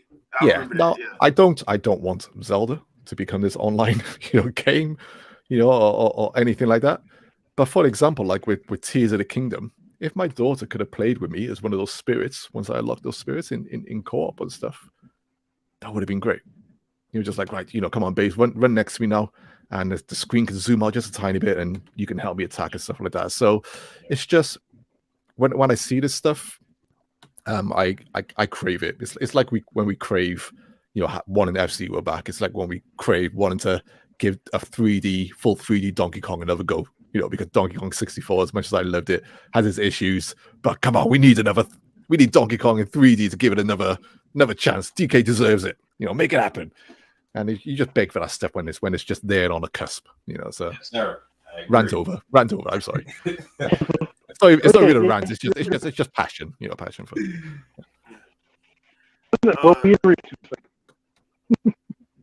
Go ahead, Andre. No, the only thing I was going to say is, anybody interested in playing Super Mario Wonder online, you have Sonic Superstars for that very point. Those games are going to be extremely similar. I can tell you this right now. And if it screws up Sonic Superstars, you see exactly why it didn't happen in Mario Wonder. You just dropped out again, man. Yeah, I can't hear you. Sorry. I hate like half of it. Although I saw, sorry, Internet hating right now. I saw the 30-man online F-Zero. And, I'm on Switch Online, and I jumped online with Retro Death and stuff. We played F-Zero X online, and I was just like, hey, man, this is taking me back to the 90s, man. 1998. I'm playing with BioRex. He's Captain Falcon. I'm just like, man, this is just my dream. And I love the fact that those games are built in with that online feature for those N64 games and NES games, SNES games. I've played them online, and I've had. That's a lot of work though behind the scenes. I know. I can't even imagine, what it takes to bring those old games online. It's different per game too. So yeah, I'm absolutely sure. Which I think it adds to the reason why some of these games, especially like the N64 games and stuff, are taking a bit longer to drop, maybe. Which is we got that people haven't caught on to that. Because they were like, Yeah. well, where's this one? Where's this? Where's this? They're too busy You do complaining, realize Nintendo is online to these games, right? Like that's not something that was there natively. Yeah. Like they're adding this. Like so they're not just giving you these games that we had before on the virtual console. They're now adding features to them. Also, Like, give me wrong. and It's just a ROM. It's just a ROM. That's what they're saying. But also, you it's gotta a bit remember, more than that now. it still has the local co-op tool. Yes. So yeah. you're getting the online and you still got local split screen. So my counter to this whole Super Mario thing is right. For whatever reason, YouTube won't let me leave a link in the chat. For whatever reason, they don't want to. But there's a video. There's a video about NES Hacker, right? And Nintendo has described this before too in interviews. But this guy kind of put it more plainly. And one of the videos was about the code that makes Mario move. Mm-hmm. What a lot of people don't understand, and Jay, we've had this conversation before, talking about the online and why there's no rollback for Super Smash Bros. And all the other kind of stuff. Your controls are in the main code. It is the very first thing that you set up in your global parameters for your game. What are your inputs? How are you drawing to the screen? All of that stuff happens in the main code before you even see anything on screen. All your inputs and everything. How you're setting up screen space, what size of your character, how many pixels are there, and how are they moving back and forth, and what is the math that you're using to move your character this many pixels this way, or this many pixels that way. How do you stop? When you stop, how much further do you continue with your trajectory before you're able to completely stop? All that kind of math is already done ahead of time, right? And then you just say, well, I'm going to throw online on top of that.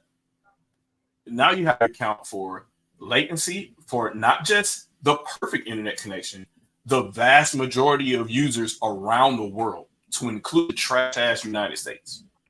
So now you're talking about input latencies way worse than anything we were doing back in the CRT days. So CRTs were, slower, whatever, and you can make up for that display input because the CRT was slower. Now you're talking about everybody pretty much is gaming on a monitor now, effectively. Even HD TVs or whatever have a faster input response than those old CRT TVs now. So now you've got faster display response, faster input response, and now you got to deal with the latency of local stereo connection if you had a controller that's local, and wireless as well. So now you have a wireless controller, you got to deal with the limitations of Bluetooth. You have to deal with the limitations of somebody if they have a wireless connection, and all these switches for the most part, they're not using a local area connection. And you got to understand the majority of these people, they got trash internet, or they have like a real bad, even if they have good internet, it's not mapped out properly. So there's going to be anyway from endpoint to endpoint to endpoint. And you have to account for that in your code for controlling the game in a closed space. And some have to test that and make that perfect for everything. We're not even talking about online multiplayer and the server itself and how it's connecting people and the latency from that is going to go. We're just talking about if your local wireless network was connected directly to somebody else's wireless network, not even counting the ISP now. There's a whole lot to account for there with regard to I'm moving Mario 3 pixels to and I'm stopping. What is their response on the other end? How does that look? You have to create an entire session for that to get that to work in place and be perfect time. And it's got to be perfect the way Nintendo intended for you to play that game. That's what I was just about to add. Yeah. So, ignoring the technicality side in terms of we know they could do it if they focused on it and that was the game goal, right? In terms of the game design goal. If they focus on it, they can get it done. But that's what I was just about to add to you. So are we saying that we feel that Nintendo don't want to do something like this unless they can get it perfect? Yeah, I don't want to do you think that's them as a design barrier in terms of them? Right, if we can't get this. They've said this in interviews before, and that was actually an interview for Super Mario Brothers Wii, believe it or not, because they were bitching. They were bitching about online multiplayer way back then for that game. I mean, and that was their response as far as like, hey, how do we get A 3D game is a little bit easier because there's tools in place for that kind of stuff. And you're talking about Z-axis, X-axis, and these are just polygons moving around, whatever, right? When you're talking about pixel perfect jumping in 2D space with sprites, or even if it's just 3D models transposed on top of sprites that you're jumping back and forth on, that's a completely different ball game. And input response is critical. It's not like Sackboy. I can't believe somebody made this comparison, but they're like, well, there's online Sackboy. I'm like, y'all just jumping around doing absolutely nothing. Yeah. That's a completely different scenario versus if I am off by a fraction of a frame, I don't make this jump. Right. Like that's a completely different scenario. And depending on, I would just say this: there would have to be a dedicated Nintendo team here in the United States of America focused on translating that game here, testing it on servers here to make sure it's perfect. I don't think is that any different? Is that any different to a fighting game though, in terms of needing that immediate, response? In terms of very, especially like if you think of Smash as the closest thing to a 2D online, Mario, in terms of where you get to that edge, I best be jumping, when I get to this ledge here that I want to grab onto, I best be grabbing onto it, type stuff. That's why they didn't do rollback, because you would have to program the game from scratch. With that in mind, GGPO or whatever tool you want to use, and Nintendo never programmed that game like that. They didn't program the real game like that, and it would change how playing the game offline and online would be with regards to feel. So unless you build the game from scratch and say, hey, this game is going to feel a little bit different than any other games in the series, but we want this to work for most people connecting, you're have issues. So, and I think it was bold for NetherRealm to just say, you know what, in the middle of while we make this game going from Mortal Kombat 9 to 10, we're going to add it on top of Mortal Kombat 10. That was a bold move. Because it felt different. And then obviously with 11, they built it from scratch with GGPO in mind. So it's a lot better online. But that still was a big risk because people know how Mortal Kombat feels. Mm-hmm. And for you to just say, hey, look, I'm going to change all this because we want people with trash internet to still have the same, that changes how it feels locally too. So you have to be aware of your audience. You have to be aware of how you make the end product look and how you sell it to people again, because you're selling a different product now. Right. And how you make that response, how hits feel, how impact feels, how response feels, and all that. Like it's a big thing. Like you really have to resell the game. If that's the case, then sometimes you have to wonder if they're too overzealous. About it, because we've been online for a multitude of games, for a multitude of developers on a multitude of systems, and we've always had issues, in terms of lag, latency, all that type of stuff. It's all part and parcel. It's like understanding now these days that if a game launches, it's most likely not complete for most Western developers. So, it's just you kind of almost expect it to be, like that. I do feel in part that I don't want it to be Mario Maker 2 levels of something's not working here with everyone coming together. This ain't working. What can we do to make this better? And I have enough faith in them to find a way to do that. And the more they try, the more they practice. Maybe in the background, I'm sure they're already trying, saying, right, you guys go over there, team over there, let's see if we can get this online, see if we can get it to work. We'll get you, right, you go home, down the street down there, right, you fly over to the US, whatever. Let's try and get this to work. I'm sure you'd like to think that they're doing that stuff, but to us as consumers, we don't know what's going on back there. So unless the only results that we see at games that releases and the odd news story, if we are deep in the industry, like a lot of us are as gamers, the general public don't give a crap. They just see what's on the shelf, what's being advertised on TV, and that's it. So that's true. I'd like to see them at least visually attempt commercially, and see what happens. We see what happens with Smash. We have some issues. We get on with it. We would like it better, and we hope that it will get better, in some shape or form, from, if they can, we all know what everyone's internet connections are like. You know, it's always up and down, swings around about depending on how these things are being put together. But you know, we have it and we live with it. And Mario Kart works great. You know, we see when they do get it right, it's just like peak. Here we go. I'm in heaven. You know, this is all I need. So I'd just like to see, you know, just at least, you know, give it a try. Like with Pikmin, give it a try. You know, see what happens. I would say that I wouldn't be surprised if the entire point of Nintendo not going there yet is that they're using these other franchises to test to get to that perfect state that they want to get to. ARMS and Mario Kart, ARMS online in the arena when you first set up, you had your little avatars, you're bouncing against each other, just waiting for your matches and watching the other matches and stuff. Flawless. Oh, so ARMS, yeah, that's perfect. Yeah, that's perfect. So good. Yeah, it do seems like they're testing out to make sure something else works. Is on their next system, they come out with something and it works like it's supposed to, like intended. I would say. Yeah, and that was a smaller team, and you know, I think, man, I'm playing this using motion controls. Some other guys using a pad on the other side of the world. How is it still working? Yeah. How am I still like this online and my punch is coming out at exactly the same time? You know, I trust them. I have faith in them. I just, you know, sometimes you just feel like by now do it now. Should have been a commercial attempt at least. You know, so come on. I think a combination of both. I think it's probably the difficulty that I was talking about. Them wanting it perfect, and not in addition to it being perfect, it's also this is their IP, and this is the most critical of their IP. They don't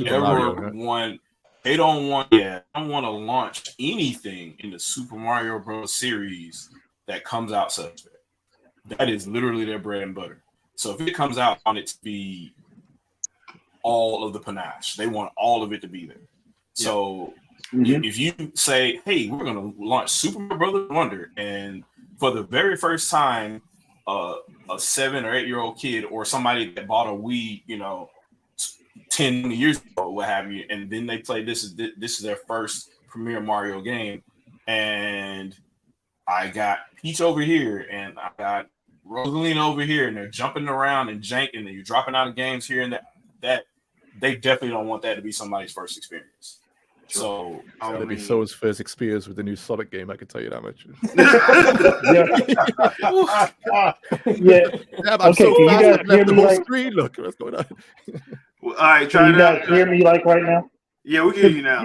Yes. You hit on what I was actually saying before internet decided to cut me out.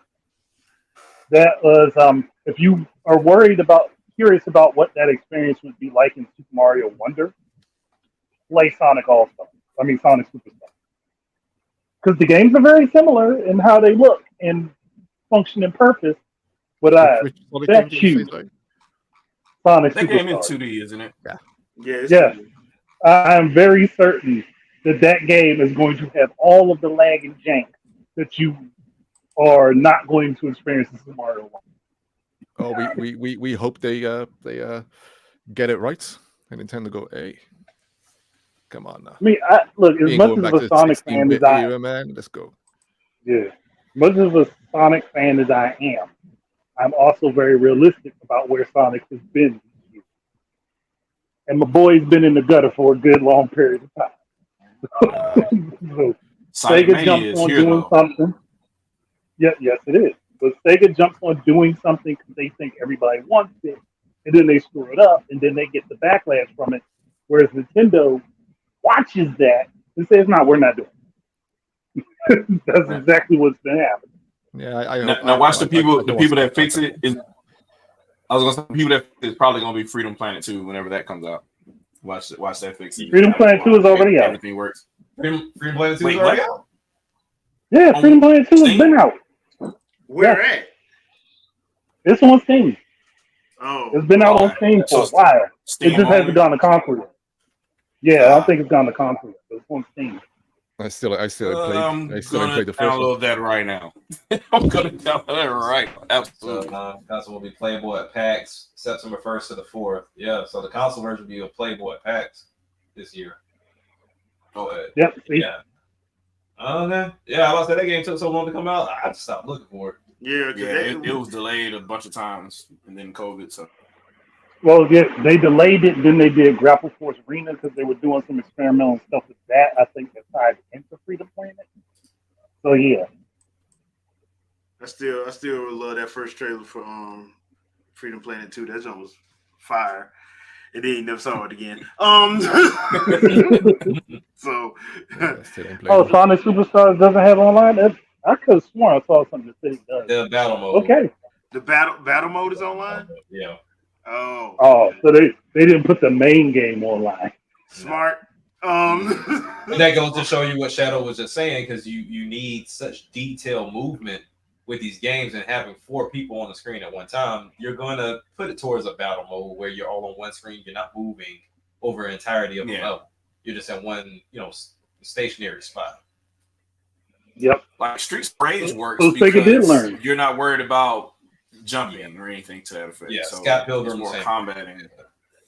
Yeah, Beat 'em ups work better because beat 'em ups work better because you're not looking for exact timing. It's just around what you. Platformers, you need exact timing. Yes. Or you have a long day. Do we have an example of that being done well in any 2D platformer? Like, because all the other games like Celeste and all that, they're like single player. Yeah, I don't think I've ever seen one. Nintendo's the only one that goes this multiplayer route with side scrollers. What about? I mean, actually don't know. What about like the Kirby games, though? Although I mean, they're not pixel, totally pixel perfect thing with Kirby. Like the latest 2D Kirby games, I don't know. Yeah, like pixel perfect jumping. I haven't really seen too many multiplayer games that really do. Yeah, I mean, I'm normally pretty good at remembering something, and my brain is drawn a blank, and it's it's the fact that Sonic. I mean, even Sega would probably just to say it's the first time Sonic has been multiplayer online, in terms of stuff, So. RJ says it's Rayman. So was Rayman 3? No, Rayman Legends was online, but you played against ghosts. Oh, okay. Yeah. Didn't play together, and I loved it. I played. Yeah, Legends. but it wasn't live. Legends, no, it wasn't live. So you had the ghosts of other players across Miiverse and stuff. I used to do some serious time attacks on Rayman Legends on the Wii U. That was great. Okay, well, there's that. Oh, I'll do it again just because you mentioned it. I just got it. That thing, it's a weird way to spell PlayStation Portal, but I mean, anti-consumer.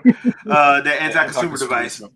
Yeah. All right, people. We run up on 2 hours. I did not know we was going this long, but we're having a good time. So we're gonna cut it for here. Remember, there's no podcast tomorrow night. That's what today was for. So, Glock, thank you for joining us. Anything you want to pimp out or final thoughts? So, yeah, like I said, I do less content than Shadow now, so don't come to my channel. I haven't uploaded in months. And, but no, like I said, I've got my setup back now. I did go live on private, so I'm going to try and get into a bit of streaming and stuff, which I think might work better for me with time and stuff like that. But yeah, my channel has just always been about. I've always tried to make it about my gaming history, my journey. I've been gaming for a long time. And the type of content I like to do is Sega, Nintendo, and generally hating on the modern industry, especially like Sony and everyone. But yeah, it's if you do stop by, then it's I always appreciate it. So no, like I said, thanks for inviting me on. It's been a long time coming, and I'll always be more than happy to come back. So love talking video games. So. No problem. Link is in the description, people. Link is in the description. All right, Jack, what you got for us? I think I got Clock It and Shadow Beat. Posted in quite some time. And on top of that, I don't go live. At this point, my channel is just a storefront for everything else. So yeah, but nonetheless, visit everybody's channel. Whenever we do post, I think Jay and Andre are the heavy posters here, outside the Sandstorm. But yeah, I appreciate everybody for coming through. here on Saturday, knowing that it's different from my regular schedule. So definitely continue to like if you want to, if you see other videos that we post, subscribe, share the word, and just keep watching. All right, Shadow. So I guess the video content will be talking about these little guys right here because I just got 4 back from Nintendo proper. I just want to see exactly what they did to repair these. They work pretty well, but I'm strangely curious about what they did to repair the sticks here. And I don't know if everybody knows about this, but yeah, that program, that free replacement program, has been in act for at least 3 years now, if I'm not mistaken. Yeah, just use your Nintendo account, go there, and then send them out, and then they send them back within like a week or so, and they're brand new. I just need to confirm what they do. I think they do the same thing that I do to fix mine, but I probably want to upload something to show you guys how that works. But other than that, I don't know when Hellcast is going to happen because this box died, and I want to keep using it because it's great to stream from.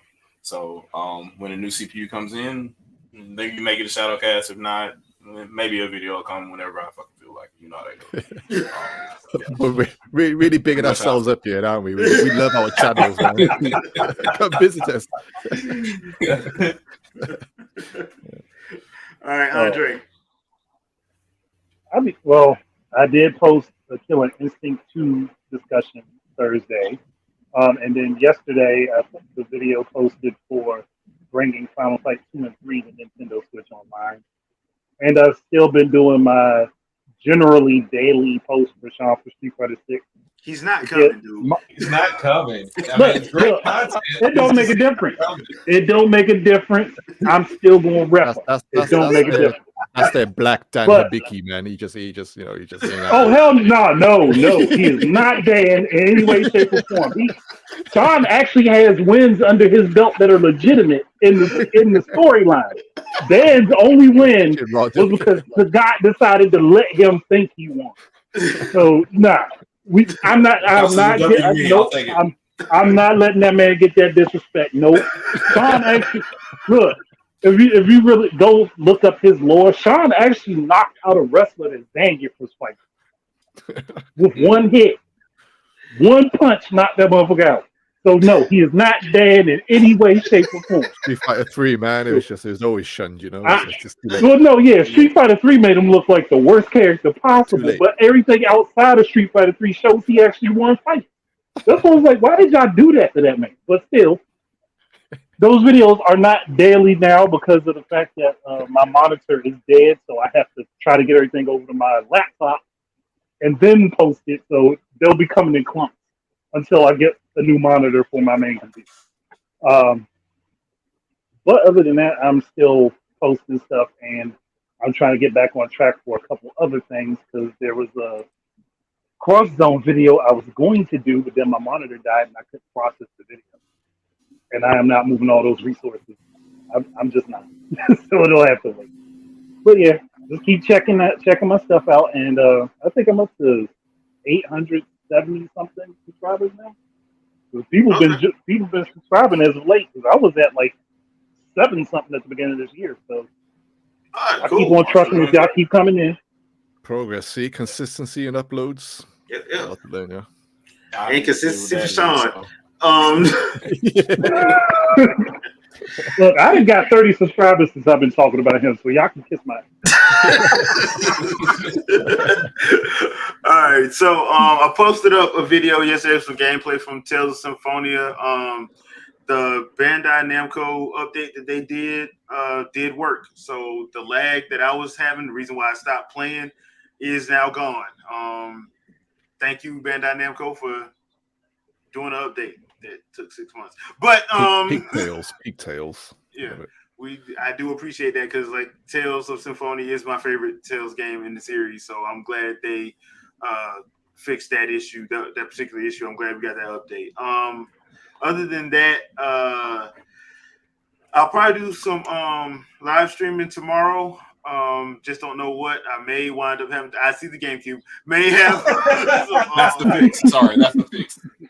I I may do some No More Heroes. I haven't played No More Heroes in a while, so I may do some No More Heroes tomorrow. So just check out the channel tomorrow afternoon sometime. I'll post to let you guys know when we go live. But thank you once again to everybody in the chat. We really do appreciate you. Don't forget to like, share, subscribe, all the other good stuff. Follow us on Twitter and our other socials. We'll see you guys. Oh, one more thing. We won't have a podcast Sunday, and we won't have a podcast the following Sunday. I'll be heading back up because I'll be in Georgia for a couple of days, and I'll be heading back up. That'd be the 3rd of September. So we'll come back on the 10th of September. So we'll be back on the 10th of September, effectively giving y'all 2 Sundays off. So just know that, and I'll probably do something, probably like a live stream on Labor Day, just to